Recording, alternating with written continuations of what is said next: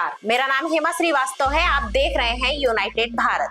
आज से हम अपने सेगमेंट में खबरों के वीकली कैप्सूल को भी शामिल कर रहे हैं ताकि आप हफ्ते भर की सुर्खियों को एक क्लिक पर ही देख सकें। चलिए शुरू करते हैं।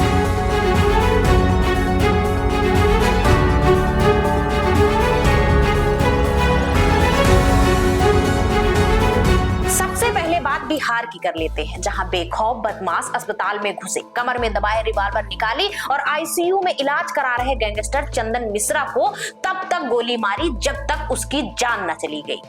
सीसीटीवी में रिकॉर्ड हुई वारदात बदमाशों के हौसलों और पुलिस की नाकामी साफ दिखा रही है। खैर, मीडिया ने हाईलाइट किया तो बिहार में वारदात करने वाले बदमाश बंगाल से पकड़ लिए गए। दूसरी खबर भी बिहार से ही ले लेते, जहां इलेक्शन के मद्देनजर प्रधानमंत्री मोतिहारी पहुंचे। बिहार की जनता को 7,217 करोड़ रुपए की विकास परियोजनाओं की सौगात दी। इन योजनाओं से बिहार के पूर्वी और पश्चिमी इलाकों को आपस में जोड़ने, परिवहन सुगमता और आर्थिक गतिविधियों को नई मजबूती मिलेगी। इस दौरान पीएम मोदी बोले कि पैदावार और खेती के मामले में कई जिले पिछड़े हैं। धन धान्य योजना के जरिए हम लोग इन पिछड़े जिलों को मदद करें। हम लोगों का पूरा फोकस पिछड़ों पर है। अगली खबर भी बिहार से ही है, जहां 15 दिन में 50 लोगों की जान गई है। अपराध पर अंकुश लगाने की बात आई तो बिहार के सुपर कॉप एडीजी बोले कि मर्डर का मौसम चल रहा है। मई जून में ज्यादा मर्डर होते आई है वर्षों से।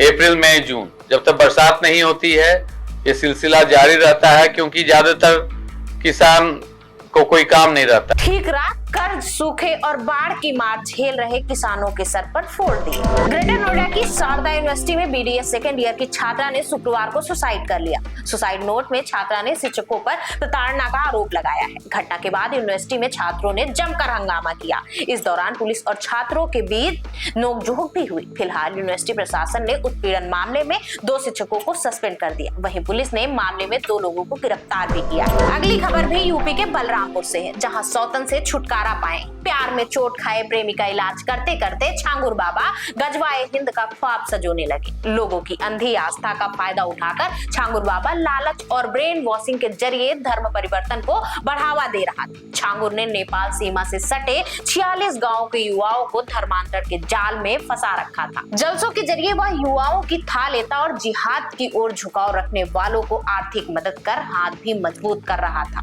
सुरक्षा एजेंसियों के अनुसार इस नेटवर्क को मजबूत करने के लिए करीब 10 करोड़ रुपए की विदेशी फंडिंग भी छांगुर ने जुटाई थी। यूपी एटीएस छांगुर के 22 बैंक खाते, 60 करोड़ के लेन देन, मुंबई से पनामा तक मनी लॉन्ड्रिंग के जाल को काटने में लगी है। आगे आने वाले वक्त में और भी चौंकाने वाले खुलासे होने की उम्मीद है। इस हफ्ते 12 जून को अहमदाबाद में हुए एयर इंडिया हादसे पर प्रारंभिक जांच रिपोर्ट भी आई। AAIB ने अपनी रिपोर्ट में बताया कि कॉकपिट वॉइस रिकॉर्डिंग में एक पायलट दूसरे से पूछता हुआ सुना जाता है कि उसने कट ऑफ क्यों किया, लेकिन दूसरे पायलट ने जवाब दिया कि उसने ऐसा नहीं किया। जांच में पता चला कि विमान जरूरी गति तक पहुंचने के बाद उड़ान भरने के लिए ऊपर उठा, तभी सेंसर एयर मोड में चले गए। यह जांच की जा रही है कि क्या बिजली की खराबी या सॉफ्टवेयर बग के कारण अपने आप कुछ हरकत हुई और कुछ सेकंड के भीतर इंजन फेल हो गए। जवाब के लिए अभी इंतजार करना होगा। जैसा कि आपको पता ही है कि इस हादसे में विमान में सवार 241 लोगों सहित 270 लोगों की जान चली गई। कांवड़ यात्रा के दौरान सड़क पर हो रही हिंसा और तोड़फोड़ की घटनाओं को लेकर लगातार सवाल उठ रहे हैं। सरकार पर लापरवाही बरतने और हुड़दंगियों पर सख्त कार्यवाही न करने के आरोप लग रहे हैं। प्रयागराज में कांवड़ यात्रा के दौरान डीजे को लेकर बवाल हो गया, जहां नमाजी और कांवड़िये आपस में भिड़ गए, लाठी डंडे और तलवार तक चल गई। मेरठ में भी कांवड़ यात्रा के दौरान डीजे पर जातिवादी गाने चलाने पर कांवड़िया भड़क गए और पुलिस से भिड़ गए। यूपी के संभल में इंस्टाग्राम पर वाहियात और भद्दे कंटेंट शेयर करने पर पुलिस ने महक और परी को अरेस्ट किया।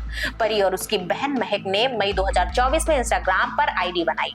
पहले इस आईडी का नाम कुछ और दिया गया, बाद में 2 बार इस आईडी के नाम को बदला गया। अब महक परी 143 नाम से आईडी की पहचान है। दोनों की गिरफ्तारी से जहां ये मैसेज जाना था कि गलत करोगे तो भुगतोगे, हुआ उसके उल्टा। महक और परी की आईडी से कोई नई वीडियो शेयर नहीं किया गया, फिर भी रातों रात 1 लाख फॉलोअर्स बढ़ गए। भारत और इंग्लैंड के बीच जारी मौजूदा तेंदुलकर एंडरसन टेस्ट सीरीज में जमकर रनों की बरसात हुई है। दोनों टीमों के बल्लेबाजों ने खूब रन बनाए हैं। टॉप 5 में 4 बल्लेबाज भारत के हैं, जिनमें से 2 का औसत तो 100 के पार है। भारतीय कप्तान Shubman Gill top run scorer हैं।